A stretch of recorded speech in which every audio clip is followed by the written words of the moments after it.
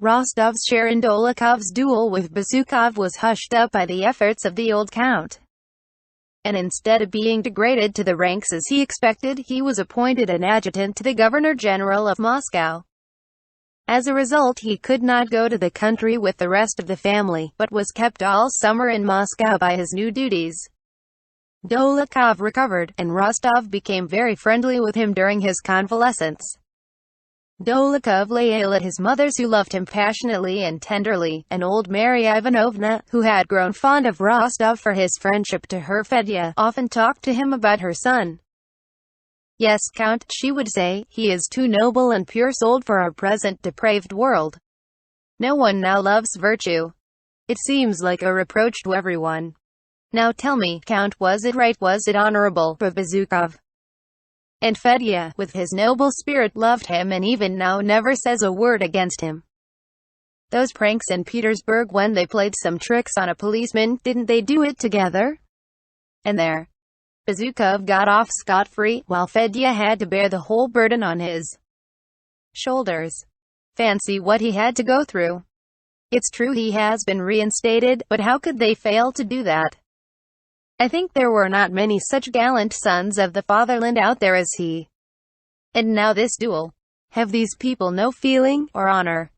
Knowing him to be an only son, to challenge him and shoot so straight. It's well, God had mercy on us. And what was it for? Who doesn't have intrigues nowadays? Why, if he was so jealous, as I see things, he should have shown it sooner, but he lets it go on for months.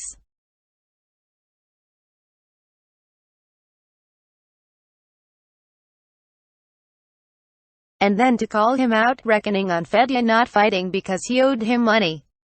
What baseness! What meanness! I know you understand, Fedya, my dear Count. That, believe me, is why I am so fond of you. Few people do understand him.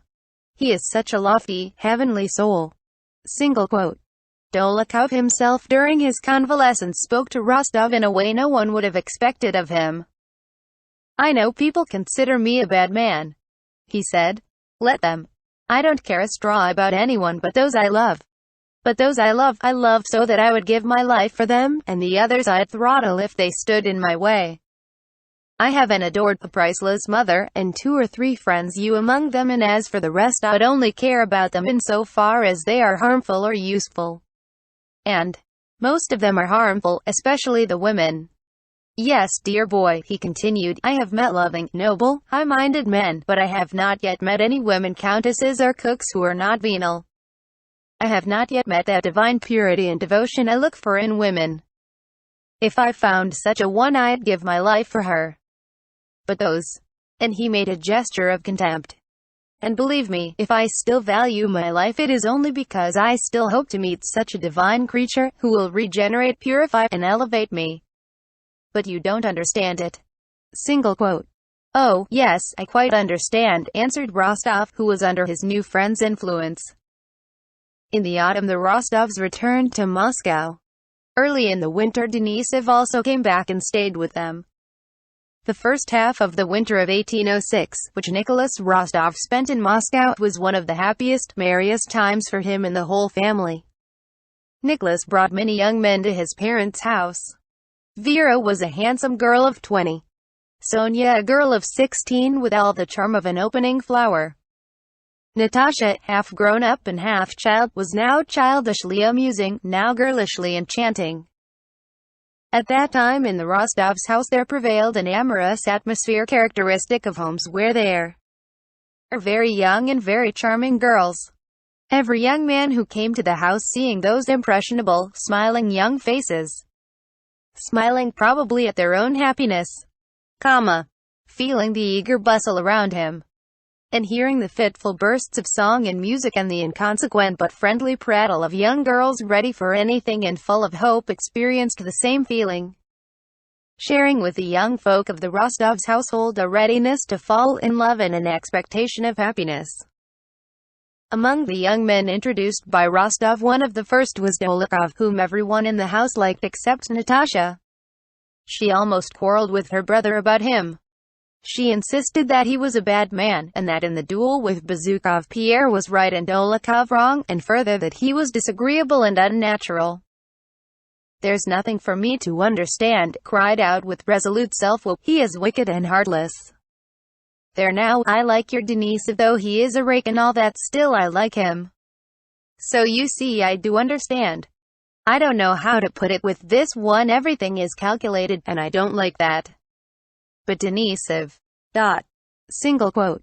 Oh, Denisov is quite different," replied Nicholas, implying that even Denisov was nothing compared to Dolokhov. "You must understand what a soul there is in Dolokhov. You should see him with his mother. What a heart." Single quote. "Well, I don't know about that, but I am uncomfortable with him. And do you know he has fallen in love with Sonia?" Single quote. "What nonsense." Single quote. "I'm certain of it. You'll see." Single quote. Natasha's prediction proved true. Dolokhov, who did not usually care for the society of ladies, began to come often to the house, and the question for whose sake he came, though no one spoke of it, was soon settled. He came because of Sonia. And Sonia, though she would never have dared to say so, knew it and blushed scarlet every time Dolokhov appeared. Dolokhov often dined at the Rostovs, never missed a performance at which they were present, and went to Iogol's balls for young people which the Rostovs always attended. He was pointedly attentive to Sonia and looked at her in such a way that not only could she not bear his glances without coloring, but even the old countess and Natasha blushed when they saw his looks. It was evident that this strange, strong man was under the irresistible influence of the dark, graceful girl who loved another. Rostov noticed something new in Dolokhov's relations with Sonia, but he did not explain to himself what these new relations were. "They're always in love with someone," he thought of Sonia and Natasha. But he was not as much at ease with Sonia and Dolokhov as before, and was less frequently at home. In the autumn of 1806, everybody had again begun talking of the war with Napoleon with even greater warmth than the year before. Orders were given to raise recruits, 10 men in every 1,000 for the regular army, and besides this, 9 men in every 1,000 for the militia. Everywhere Bonaparte was anathematized, and in Moscow nothing but the coming war was talked of. For the Rostov family, the whole interest of these preparations for war lay in the fact that Nicholas would not hear of remaining in Moscow, and only awaited the termination of Denisov's furlough after Christmas to return with him to their regiment. His approaching departure did not prevent his amusing himself, but rather gave zest to his pleasures.